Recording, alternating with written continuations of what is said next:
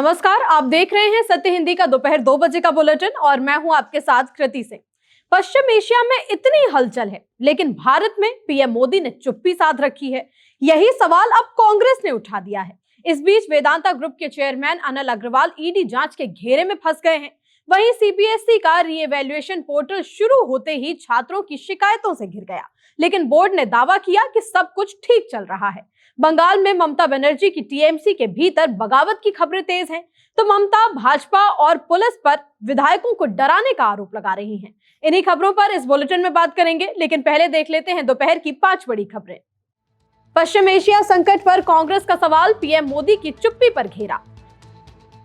FEMA उल्लंघन मामले में वेदांता चेयरमैन से जुड़े ठिकानों पर ईडी की छापेमारी। पोर्टल में परेशानी की खबरों पर बोला सीबीएसई, सब एकदम सही चल रहा। ममता का आरोप, बीजेपी और पुलिस मिलकर विधायकों को डरा रहे। लेबनान हमलों पर ट्रंप का गुस्सा, नेतन्याहू को लगाई कड़ी फटकार। कांग्रेस नेता जयराम रमेश ने पश्चिम एशिया में जारी संघर्ष को लेकर प्रधानमंत्री नरेंद्र मोदी पर निशाना साधा। उन्होंने आरोप लगाया कि इस्राएल और लेबनान के बीच बढ़ते तनाव और अमेरिका ईरान के बीच चल रही कूटनीतिक बातचीत के बावजूद प्रधानमंत्री मोदी ने इस मुद्दे पर चुप्पी साध रखी है। जयराम रमेश ने सोशल मीडिया प्लेटफॉर्म एक्स पर कहा कि अमेरिका और ईरान के बीच जारी वार्ता सफल होती है तो हॉर्मुज दोबारा खुल सकता है और वैश्विक तेल कीमतों में कमी आ सकती है। उनका कहना है कि इसका सीधा फायदा भारत को भी मिलेगा, क्योंकि भारत की ऊर्जा जरूरतें काफी हद तक इस क्षेत्र पर निर्भर हैं। जयराम रमेश ने लिखा कि हैरानी की बात नहीं कि जिस एक सरकार के मुखिया ने उस इस्राएल द्वारा लेबनान को तबाह करने और अमेरिका ईरान समझौते को पटरी से उतारने की कोशिशों पर पूरी तरह चुप्पी साध रखी है, वो प्रधानमंत्री नरेंद्र मोदी हैं। क्या तथाकथित फादरलैंड उनके लिए उनकी असली मदरलैंड से कहीं ज्यादा मायने रखती है? देश के बड़े उद्योग समूह वेदांता ग्रुप एक बार फिर से जांच एजेंसियों के रडार पर आ गया है। मीडिया रिपोर्ट्स के मुताबिक ईडी ने वेदांता ग्रुप के चेयरमैन अनिल अग्रवाल से जुड़े कई ठिकानों पर छापेमारी की है। बताया जा रहा है कि ये कार्रवाई विदेशी मुद्रा प्रबंधन अधिनियम यानी फेमा के तहत संभावित नियम उल्लंघन की जांच के सिलसिले में की जा रही है। हालांकि इस पूरे मामले पर अभी तक कंपनी की ओर से कोई आधिकारिक बयान सामने नहीं आया है। जानकारी के मुताबिक ईडी इस बात की जांच कर रही है कि कहीं विदेशी मुद्रा लेन देन से जुड़े नियमों का उल्लंघन तो नहीं हुआ। फेमा कानून का मकसद भारत में विदेशी मुद्रा के आवागमन और विदेशी निवेश से जुड़े लेन देन को नियंत्रित और पारदर्शी बनाए रखना है। अगर किसी कंपनी या व्यक्ति पर विदेशों में धन भेजने, हवाला लेन देन और विदेशी संपत्ति खरीदने या निवेश संबंधी नियमों का पालन न करने का संदेह होता है तो ईडी फेमा के तहत जांच शुरू कर सकती है। बिहार में मदरसों की व्यवस्था और शिक्षा की गुणवत्ता को लेकर सरकार ने बड़ा फैसला लिया है। मुख्यमंत्री सम्राट चौधरी की अगुवाई वाली एनडीए सरकार ने राज्य के सभी अराजकीय मान्यता प्राप्त अनुदानित मदरसों की जांच कराने का आदेश दे दिया है। शिक्षा विभाग ने इस संबंध में प्रदेश के सभी जिलाधिकारियों को पत्र जारी करते हुए स्पष्ट निर्देश दिए कि मदरसों की शैक्षणिक व्यवस्था, शिक्षण गुणवत्ता और साथ में प्रशासनिक कार्यप्रणाली की विस्तृत समीक्षा की जाए और उसकी रिपोर्ट 10 दिनों के भीतर सरकार को सौंप दी जाए। सरकार के इस फैसले के बाद अब राज्य भर के मदरसों में जांच प्रक्रिया शुरू होगी। इसके लिए हर जिले में 3 सदस्यीय समिति गठित की जाएगी। ये समिति संबंधित मदरसों का दौरा करेगी और मौके पर जाकर वहां की पूरी व्यवस्था का निरीक्षण करेगी। तमाम तकनीकी दिक्कतों और देरी के बाद सीबीएसई का रीइवैल्यूएशन पोर्टल मंगलवार को लाइव हो गया है, लेकिन छात्र अब भी लॉगिन की समस्या से जूझ रहे हैं। बोर्ड ने छात्रों की मदद के लिए एक वीडियो शेयर किया है जिसमें स्टेप बाय स्टेप पूरी प्रक्रिया बताई गई है, लेकिन पोर्टल खुलने के तुरंत बाद ही छात्रों को इसमें कई तरह की दिक्कतों का सामना करना पड़ रहा है। तमाम छात्रों ने शिकायत की है कि वो वेबसाइट पर लॉगिन नहीं कर पा रहे। दरअसल इस साल 12वीं की परीक्षा के मूल्यांकन के लिए इस्तेमाल हुए ऑन स्क्रीन मार्किंग सिस्टम की भारी आलोचना हो रही है। इसी वजह से बड़ी संख्या में छात्र अपने अंकों की दोबारा जांच करवाना चाहते हैं। पहले ये पोर्टल 29 मई को खुलने वाला था, जिसे पारदर्शी बनाए जाने के नाम पर 1 जून तक टाल दिया गया। अब देरी से पोर्टल खुलने और तकनीकी गड़बड़ियों के कारण छात्र और उनके अभिभावक बेहद परेशान हो रहे हैं। हालांकि इस पर सीबीएसई ने सफाई दी है कि पोर्टल तो एकदम ठीक चल रहा है। बंगाल विधानसभा में नेता प्रतिपक्ष के चुनाव और फर्जी दस्तखत विवाद को लेकर टीएमसी टूटने की कगार पर पहुंच गई है। खबर है कि टीएमसी के कई बागी विधायक ममता के आधिकारिक उम्मीदवार शोभन देव चट्टोपाध्याय के खिलाफ खड़े हो गए हैं। ये तमाम नाराज विधायक पार्टी से निकाले गए बागी नेता ऋतव्रत बनर्जी को अपना समर्थन दे सकते हैं।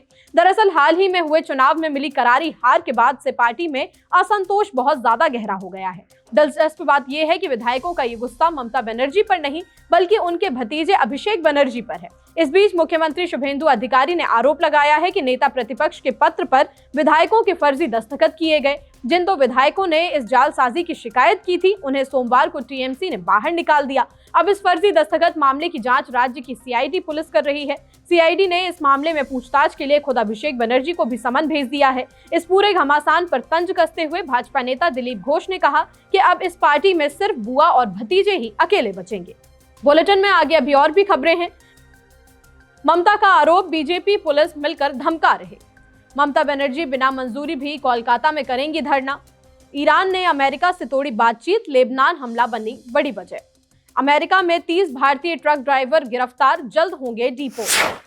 ममता बनर्जी ने बीजेपी और पुलिस पर टीएमसी विधायकों को डराने धमकाने का आरोप लगाया है। उन्होंने कहा कि पुलिस अधिकारी फोन करके विधायकों को टीएमसी छोड़ने का दबाव बना रहे हैं। ये बयान तब आया जब ममता की बैठक में 80 में से केवल 20 विधायक पहुंचे। विधायकों की भारी कमी के कारण पार्टी को अपनी ये कदम अहम बैठक रद्द करनी पड़ी। ममता का कहना है कि विधायकों के घरों पर पुलिस भेजकर उन्हें बाहर नहीं निकलने दिया जा रहा। उन्हें आर्म्स एक्ट और दूसरे फर्जी मुकदमों में फंसाने की लगातार धमकियां मिल रही हैं।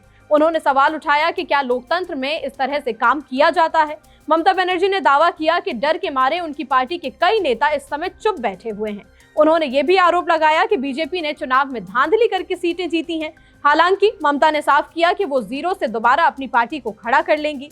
दूसरी तरफ बीजेपी मंत्री अग्निमित्रा पॉल ने टीएमसी के इन आरोपों पर तीखा पलटवार किया। उन्होंने कहा कि टीएमसी विधायकों का अब ममता बनर्जी पर से पूरा भरोसा उठ चुका है। ममता बनर्जी ने पुलिस की मनाही के बावजूद कोलकाता में फेरी वालों को हटाए जाने और कार्यकर्ताओं पर हमलों के खिलाफ धरने का ऐलान कर दिया है। ममता बनर्जी ने साफ कहा कि उन्हें गिरफ्तार होना भी मंजूर है, लेकिन वो पीछे नहीं हटेंगी। बंगाल चुनाव में बीजेपी की जीत के बाद से राज्य में राजनीतिक हलचल बहुत बढ़ गई है। टीएमसी ने अपने 2 विधायकों को पार्टी विरोधी गतिविधियों के कारण बाहर निकाल दिया है। खबर है कि कई अन्य विधायक भी इस समय बीजेपी के संपर्क में हैं। ममता बनर्जी ने आरोप लगाया कि राज्य में अब आम लोग और छोटे व्यापारी डर के साए में जी रहे हैं। बिना किसी पुनर्वास योजना के करीब फेरी वालों को उनकी जगहों से हटाया जा रहा है। उनका कहना है कि भाजपा अपनी ताकत का इस्तेमाल कर उनकी पार्टी को तोड़ने की कोशिश कर रही है। ममता ने दावा किया कि चुनाव के बाद से अब तक उनके 12 कार्यकर्ताओं की हत्या हो चुकी है। हजारों कार्यकर्ताओं को गिरफ्तार किया गया है और लोकतांत्रिक विरोध प्रदर्शनों को जानबूझकर रोका जा रहा है। लेबनान पर इस्राएली हमलों के विरोध में ईरान ने अमेरिका से शांति वार्ता रोक दी है, जिसके बाद राष्ट्रपति ट्रंप ने दखल देकर युद्ध रोकने का दावा कर दिया है। दरअसल लेबनान पर इस्राएल के बढ़ते हमलों के विरोध में ईरान ने अमेरिका से बातचीत बंद कर दी। ईरान ने मध्यस्थों के जरिए अमेरिका के साथ होने वाले संदेशों के आदान प्रदान को रोक दिया। ईरानी मीडिया के मुताबिक लेबनान में सीज फायर का उल्लंघन होने के कारण ये कदम उठाया गया। ईरान का कहना है कि लेबनान में शांति बहाल करना इस समझौते की पहली शर्त थी। ईरान के विदेश मंत्री अब्बास अराक्ची ने चेतावनी दी है कि सीज फायर का उल्लंघन सभी मोर्चों पर माना जाएगा। इस बड़े फैसले के कुछ ही घंटों बाद अमेरिकी राष्ट्रपति डोनाल्ड ट्रंप ने बड़ा दावा कर दिया। ट्रंप ने कहा कि उन्होंने इस्राएली प्रधानमंत्री बेंजामिन नेतन्याहू और हिजबुल्लाह के नेताओं से बात की है। अमेरिकी राष्ट्रपति के मुताबिक दोनों पक्ष अब एक दूसरे पर हमला नहीं करने के लिए राजी हो गए हैं। उन्होंने ये भी साफ किया कि ईरान के साथ अमेरिका की बातचीत अभी पूरी तरह खत्म नहीं हुई है। इससे पहले बेंजामिन नेतन्याहू ने लेबनान में हिजबुल्लाह के ठिकानों पर ताबड़तोड़ हवाई हमले करने के आदेश दिए थे। अमेरिकी राष्ट्रपति ट्रंप ने लेबनान पर हमलों से नाराज होकर इस्राएली पीएम नेतन्याहू को फोन पर कड़ी फटकार लगाई और उन्हें पागल तक कह दिया। एक मीडिया रिपोर्ट के मुताबिक सोमवार को फोन पर हुई बातचीत में दोनों नेताओं के बीच तीखी बहस हुई। ट्रंप ने बेंजामिन नेतन्याहू को फटकार लगाते हुए उन्हें साफ शब्दों में पागल तक कह दिया। अमेरिकी राष्ट्रपति ने कहा कि अगर मैं ना होता तो नेतन्याहू आज जेल की सलाखों के पीछे होते। ट्रंप ने गुस्सा जाहिर करते हुए कहा कि इन हमलों की वजह से दुनिया में हर कोई इस्राएल से आज नफरत कर रहा है। अमेरिका में ऑपरेशन चेकमेट के तहत अवैध रूप से कमर्शियल ट्रक चला रहे 30 भारतीयों को गिरफ्तार कर लिया गया है, जिन्हें जल्द ही डिपोर्ट किया जाएगा। अमेरिकी सीमा सुरक्षा बल ने सोमवार को इस बड़ी कार्रवाई की पूरी जानकारी साझा की है। इन सभी के पास कैलिफोर्निया और न्यूयॉर्क जैसे बड़े राज्यों के ड्राइविंग लाइसेंस भी मिले हैं। इनमें से कई लोगों के पास अमेरिका में काम करने वाले जरूरी वर्क परमिट थे, लेकिन ये तमाम दस्तावेज जो बाइडेन सरकार के समय के हैं। जो अब अमान्य हो चुके हैं। अमेरिकी अधिकारियों का कहना है कि ऐसे अवैध ड्राइवर सड़क सुरक्षा के लिए बड़ा खतरा है। ट्रंप प्रशासन के नए नियमों के तहत अब इन सभी अवैध भारतीयों को वापस डिपोर्ट किया जाएगा। फिलहाल 2 बजे की खबरों में इतना ही। मिलते हैं शाम 6 बजे नई खबरों के साथ। तब तक के लिए नमस्कार।